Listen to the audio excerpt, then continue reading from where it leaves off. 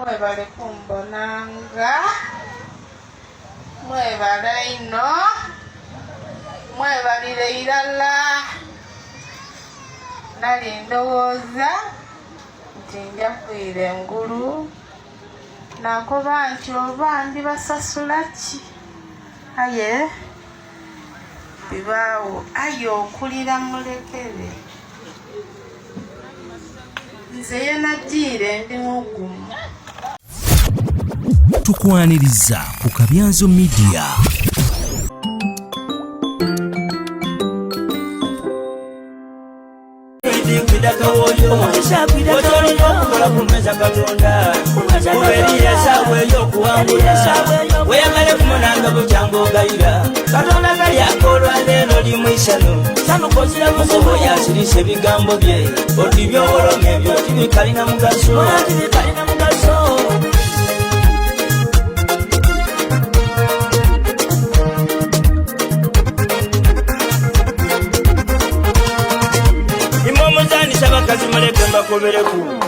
Muzani sazabu katonda deyatuba emikisa giri omweja buli ngeri ayikisinzira ni ku ngeri y'omugemyemu era bamaama akambaganeku kuba nimwe omwanfuula ensonga ate n'ekindi kambakobereku mutukamulira kajwisi kemutunwesa ningoba kuno tangola kalaka olumwamu kajwisi ogulira mirembe Musoni ngeba icho kuwana kuweka ebintu byakoze wange bisana kushimwa nyabo seta kubaneku. Okay, awo yoye okati omugenzi isabirye David Baisi bambi noluyimba omukisa yavambula mbwenseno nabasande twasemba okukola wano lwe nasemba okuba wano nabategeeza embeera gye yalimu era waliwo ekibiina ky'abayimbi ekyali kimu kyaliddeko naye embeera teyasobose. Kale ngenda kulagako ebimu ku byabadde mu kuziika. Abantu babadde bangi nnyo nga gye nkomeza wali enambala Irenzi gye bamuzaala ate era gye yazimba amakaage. So bambi yaziikiddwa naye waliwo embeera yabaddewo nawuliddeko nti kyandiba sinawulirako kiva eri poliisi naye nawulirako mu luvuuvuumaawo nti mulimu abaali baagala okunyaga era bandi banga bo babamiza omusu bantu babiri. Nakiwulirako awo sikikakasa kuba sinakiwulira kuva ku poliisi naye nakiwulira kuba mu bantu ab'enjawulo kuba abantu baali bangi nnyo nnyini ddala. Omuzimu mbu gwakwata omu ku bafamire n'agamba omugenzi yabasaba kino na kino muyimbe bayali musajja nga agenda n'ayimba bamupangisa ku mikolo ti omugenzi yagamba muyimbe lwaki temuyimba n'ebirala. Era mu byogenda okulaba bebimu ku ebyo omukyalo oyo mbu omuzimu gwe gwakutte nga yeebaza ng'olwo omuzimu gwebaza abazze okuziika n'ebirala.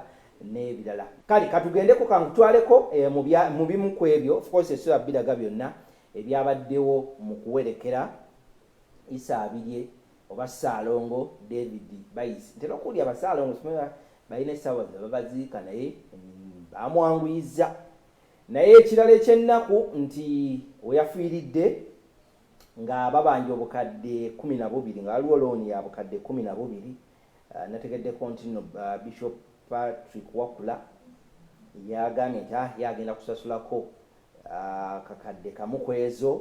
So embeera nayo eri awo. Kale kankulageko ebimu ku ebyo ebyabaddewo mu kuziika David Baisi nga tutandikira ku omuzimu gwe gwayogereddeko nga gwebaza abazze okuwerekera omugenzi.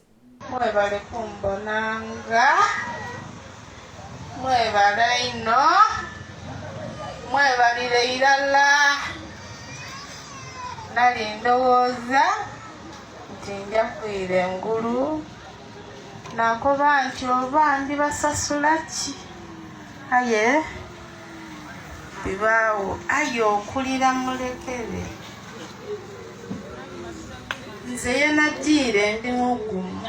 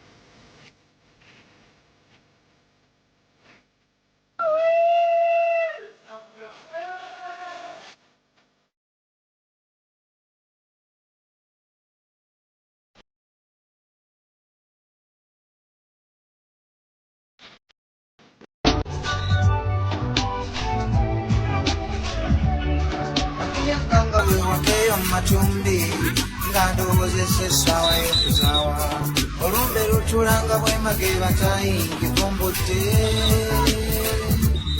tulabye n'obulamu bukira omwomu okutusaanako nga tewali ategedde.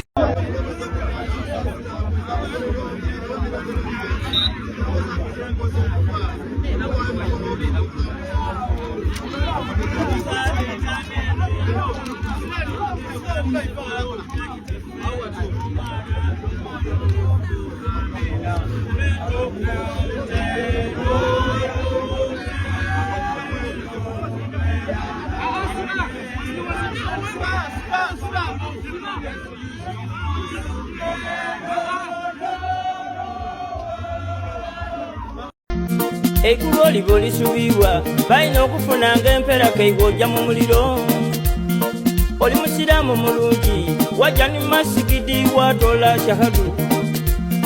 Ayo okusala wakuleka okusala jumamu naifaiga olinda lwayidi.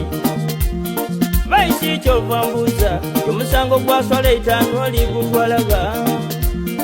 Era tolingira mujjana kuba abayimaani kali abo n'abajingira. Okusiba wakule olw'okusaasira kwa Katonda wazaalibwa mu ntuuka kino mu famire eno ya Baba Nguli David. Era mwolondeibwa okwira mu bigere bya Baba. Ife nga kanisa twenda akwiza amaanyi n'akugumya n'akobera nti Baba azirala y'amaanyi ag'Omwoyo Omutukuvu galiwo. Era Bayibuli eno neno etugemya mu linnya lya Katonda isaife n'Omwana n'Omwoyo Omutukuvu. Ife nga kanisa tambuza amawulire amalungi. Baba abaire mubuulizi wa njiri nga bitamumerwa. Wena tukusabira obe mubuulizi wa njiri ng'okwesa ebirabo Katonda byakutaamu. Kuba amaani Katonda akwizemu essuubi ate era buli mukono ogwanikibwa guba omukisa y'oli. Katonda akubise mu mbeera eno n'essuubi ng'obuna ekitiibwa kya Katonda ku nkomerero oyiddukire nga Katonda alina ekiyaka ky'alikola ng'alikulinya amadaala era ng'alikuwa obuwanguzi ku by'okola. Era omukisa gwa Katonda isaife n'Omwana n'Omwoyo Omutukuvu gukube gwe Ivan, gukuba amaani, gukuba okwolesebwa mu Bayibuli eno y'enkugemiisa, osobola okuba ow'ekitiibwa ate omuwanguzi nga Baba bw'abaire. Omusobola okugwaku leero iddo emirembe n'emirembe twakuba tuteba nange. Amiina. Inna lillahi rajiun. Basawo ni bannyabo nga kitalo kinkoze bubi nti ntuuse nga akaseera kagiire nga muzeeyi wange bamaze okola ki okumuziika. Aye tubaire tulina okutuukawo. Ebigambo tijja kuba ki olw'ensonga nti abantu babitirivu ate abantu bakoye bali kwenda kugola ati nekyo aye mbaire nina okwogera ku ye muli. Basoli bannyabo amayina gange ninze Muyonjo Kusaini gwe mwidya eryaswengere Baba Kalibala Kinawolovu Muwoomya n'ebindi.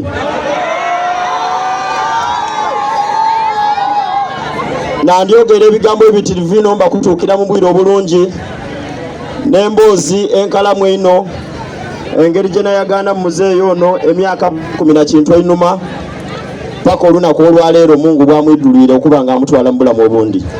aye tulina kubiwaya mu kaseera akatuufu titusobola kuba tubiromboda byona basobo ne banyabo tubeebaza mwebala okulonda waire engeri ebitaaja bulungi era tukabanda mukitegeera ekyo nga da campaign so titwasobola kubonagananga bukalamu kitukoze bubi nti tugira okutuuka ku bino ng'abamu ku bantu abaire batwende ino nga muzeeyi Baisi Mungu ate bwasazeewo titusobola kumuwakanya mwebale mwebalira kumpuliriza. Assalamu alaikum wa rahmatullahi wa barakatuh. Inna lillahi wa inna ilaihi raji'un. Kankweka emboozi ya David Baisi ng'anyumya olugendo lwe mu kuyimba anti ono famire gye yali avaamu yali y'abayimbi. Music wange waira kuba muze yanzala mwene yali mudongo ngakuba endongo dino gali munkumwe kati bakulu bange bo babade mbaire nze natandika nga ndi mukini ayi Katonda nga yakutamu talent nali nsomanga P2 P3 natandika okwembanga negema mu maiso nti nayembanga jindi akola ati ensora didule kino bampayo nali ndi kwemba gali abaye bali kunwa maluwa nayemba mwa bampa ak'ekikumi yako naja nakagula mu Tampeko by then Tampeko nga ogule gama ya Tampeko ba wa beyi egame eyo yanshikiriza nakuba netago kwemba kabiri ngule n'ekindi kati ekinonereze kyangemeraawo najja okutuukanga mu P7 yawe nga ndi mwembi kyovobo n'abantu abagulira Baisi baina okunsubikiza ni musaada mukaide ino ayi lwakubanga natandika nga ndi muto ino. Muzewe yali mukubiga bivuga yali mukubi wandongo dino gali munkumu yali mwembi mulungi ino era nga yemba obwemba mama nalose ninze munaimwe yemubulira Daudi okwembale akubira mbakulu ne basanuka musaada yali mwembi obono bwali obwemba bwe galiwo omukulu omugenzi Katonda mu ekyumule ky'emirembe omusaada nga mweta ali mukembo yabanga mu Jinja market yawe nga bakali kazimbanga bakali omukulu yafayo ino okunoneza abembi abasoga bali nga tulikodinga nga bu compact bo tape bo bweiro naye olwemba olwasoka lubalweta ebigambo bikobere ebiruma ku mwoyo ngoba iwe ebigambo bikobere ebiruma ku mwoyo mumbeire ira nga baleta ka recording ba tulikodinga baja ba photocopyinga bu tape abantu bagula kati twajanga tukyusa music ono ebidongo zana mwegomba nabonanga recording sidino edokuleta recording mchalo tubikasoboka bili expensive kati naye gokuja mu studio obutali azamanya natandikira mu studio yaiganga eya Josbax nakuba mwakemba oyanga bitono oti wemalanga yo abantu bazibu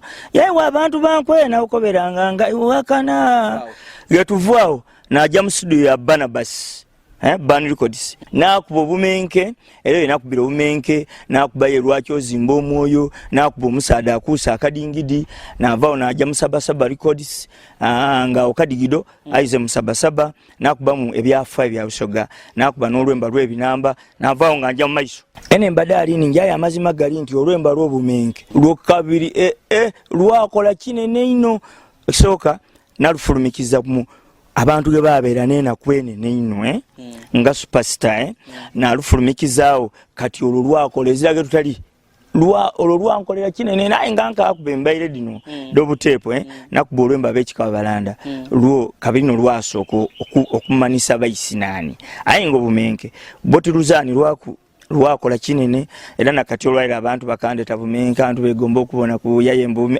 baida abantu baidimbo ninapo. Baisi era yagamba nti ebimu ku ebyo byali bisumbuwa music industry ya Busoga kwe kuba nti nembaire bo gye bayimba bangi abaali bagirwanyisa n'okugijerega ekintu iwe mwene niwo kifuula okuba ensonga music wa Busoga ono ndi omu kuba mugemereire okuba nti ntawo competition omwana olega awulira kinakoze yena yaino yena akole kyene ekyo wabula music we Busoga ife bene ni fo twendanga okumutyobola idukira babaganda nibo bango yembye kigambo kiragangeze ngole yako embati kama okuba empete ebyenda bimwetogote bo bakiganira buganira nga okirinja kizama kulino kati music we Busoga eno yo twemba music ali mu amakulu ife bene abasoga ife bene ni fo tutatamani kuwanira kintu kyaife okugezanga balwela nawulira ngeri omwana ali kwogera ati music bwemba eti tukamwenda fe twendaraga kyenabonanga kyo kyongera okuyisa Busoga balabaganda batutya lwakukuba mbaire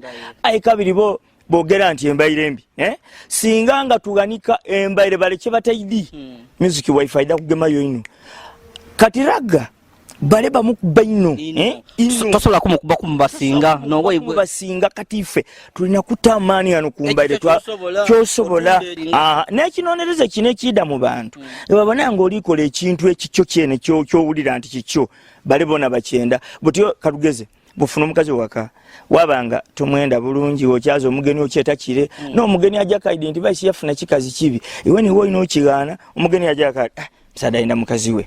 So music waife ni foto lino okumwenda ife bene ekingemye eninke ku mutima n'okubanga nsobola okuwulira ni presenter wa radio ngaliko bati embaire music we embaire atenga nalina okutuganikere twakola competition kuba bale boti badisobola era nze nja kunaku emikolo ye busabala waawai aye banti alwa kuba nti ndi kubembaire naye emba bulungi sajje okuyimba ebintu ebyo